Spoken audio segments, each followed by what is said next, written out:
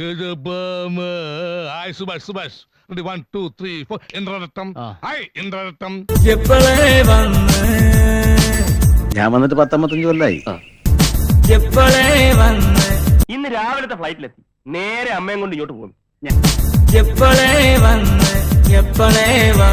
ഇതിപ്പോ കുറെ പ്രാവശ്യം ആയല്ലോ പറയുന്നു. കുറെ പ്രാവശ്യം ഒന്നും പറഞ്ഞില്ല, 2 പ്രാവശ്യമല്ലേ പറഞ്ഞോളൂ. ഒരു പ്രാവശ്യം പറഞ്ഞാൽ മതി.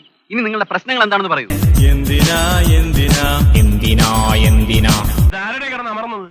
പോത്തമർന്ന മാതിരി. ഒന്നിനുല്ല വെറുതെ ചോദിച്ചതാ എപ്പോഴേ വന്നതെന്ന് അറിയുവാൻ. എന്തുവാ വാസുണ്ണ ഇതൊക്കെ?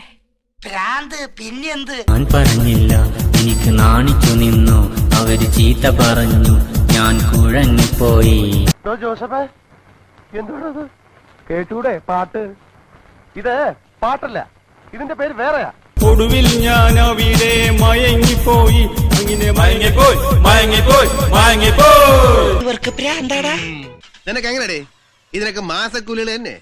എന്തിനാ ഇവന്റെ തൊണ്ടയിൽ എന്താ പൂച്ച പറ്റിയെടുക്കണ്ട.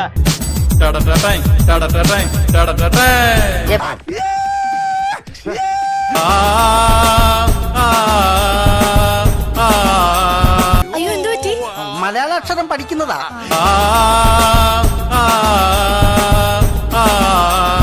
നീ ഇതിനൊന്ന് കവത്തിയിട്, അല്ലെങ്കിൽ അവന്റെ അണ്ണാക്കോ പഞ്ഞോ തുണിയോ അവന് തള്ളിക്കയറ്റൽ. ആണും കൊണ്ടവൾ അന്ന് കിണങ്ങ കണ്ടപ്പോ ഞാനും അന്ന് അറിയാതെ ചിണുങ്ങിപ്പോയി.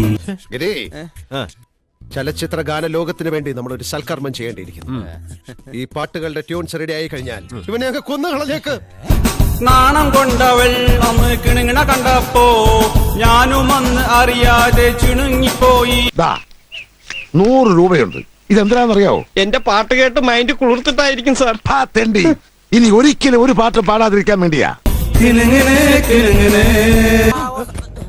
അതിനകത്തൊരു പഴമുണ്ട്, അതൊരു വായിക്കുത്തി കേട്ടോണ്ട്. കൊടുക്കത്തെ കിണുങ്ങല്.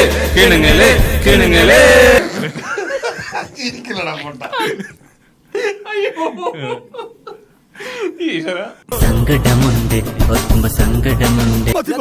ഇനിയും കേൾക്കാനുള്ള മുസ്ലിം പോർ ഇദ്ദേഹത്തിനില്ല. പോകാം.